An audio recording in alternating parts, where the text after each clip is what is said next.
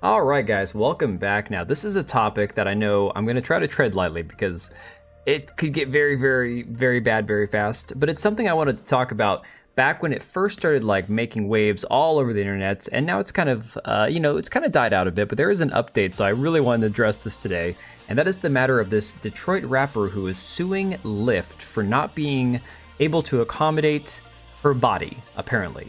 So, of course, I'm sure most of you have probably heard something about this. You can see in this video here from the Daily Loud, it says female rapper Dank Demoss, which again is this interesting name, has filed a multi-million-dollar lawsuit against Lyft just a week after Lyft apologized to her after a driver denied her service because she was too big to fit in his car.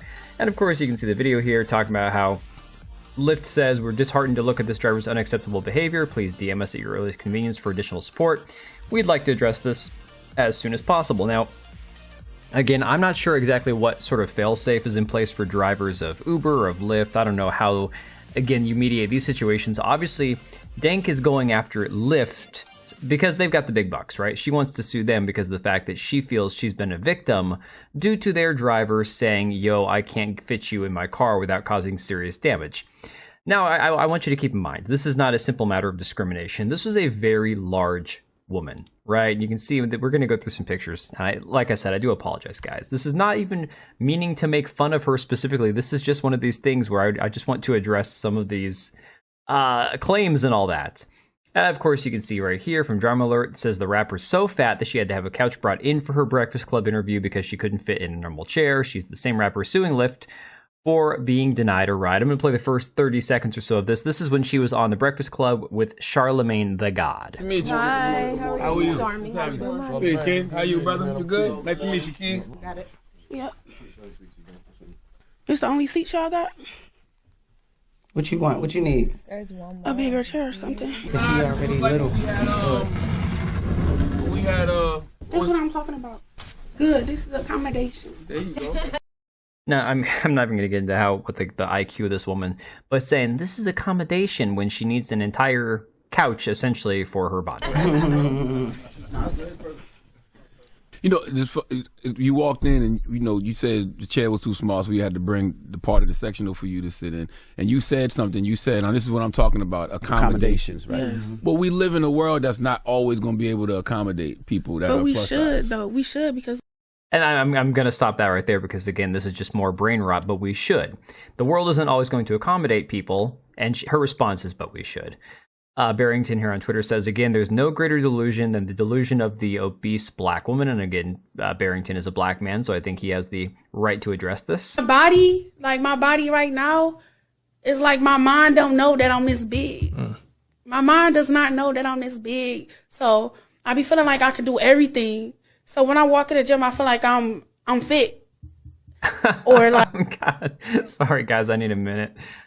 She walks into the gym in her mind, she is fit because her brain doesn't know how big her body is. Honey, I'm sorry. That's like, we call that a mental issue. That's just denial. That's, I don't know what trauma or diagnosis you'd get, but that's just not okay. Like, your brain, of course your brain knows how big your body is. That's asinine to say. I'm going to mute this because, I don't know if this is copyrighted. The female rapper who's suing Lyft for not fitting in a car fell on her ass while trying to twerk. And again, like I said, I'm not trying to use these to make fun of this woman. This is just where we're kind of showcasing and cataloging all the antics that have been played out so far leading up to this court case, right? Some of the memes become unliftable. People have said she should have got a forklift instead of Lyft. Uber drivers are going to be required to be forklift certified. I think this has been like the common theme. People have all been realizing it's like, y'all, the Lyft driver's still wrong, showing pictures of her in her own car where she can't even fit under the steering wheel. Alan Roberts says, so huge, she got out of breath talking and trying to ruin this driver's life because she's built like the poo emoji. Okay, that's pretty fair, to be honest. No way she wins that lawsuit. Barely made it in the back of a Suburban and mad that the man wouldn't let you in his Camry. And I think this is one of the bigger things people are missing. It's like, it's not just accommodation. She didn't call Lyft or email Lyft or text Lyft or have... I don't use rideshare services, guys. I drive my own car. If I got to fly somewhere, I'm going to rent my own car. But, she didn't have previous arrangements with Lyft, with any sort of rideshare driving, taxi service to accommodate the size that she was. She's like, yo, I need a car. They send her a driver. Her own personal size is her own personal problem. It's not the problem of the driver that she reasonably, when you look at her, might not fit into a car a certain size, and the driver is reasonably concerned about that, right? That's just, honestly... Oh, okay, some of these memes are pretty freaking hilarious. Dragon Age the Veilguard, if you know nothing about that game, it's all about diversity and inclusion. That meme is pretty awesome. That's pretty awesome. So apparently since then, the rapper Dank Demoss has proven that she can fit in an SUV in a latest video amid Lyft-sized discrimination lawsuit.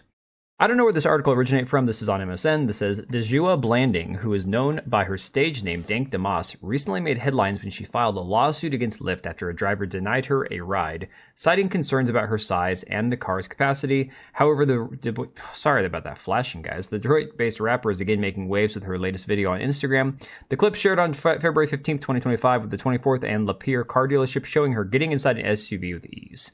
So apparently that's a thing. Apparently because she can climb her large body into an SUV, all of a sudden she thinks she's got a slam dunk for this case because, look at me, I can squeeze into an SUV. So that Camry should have let me in, right?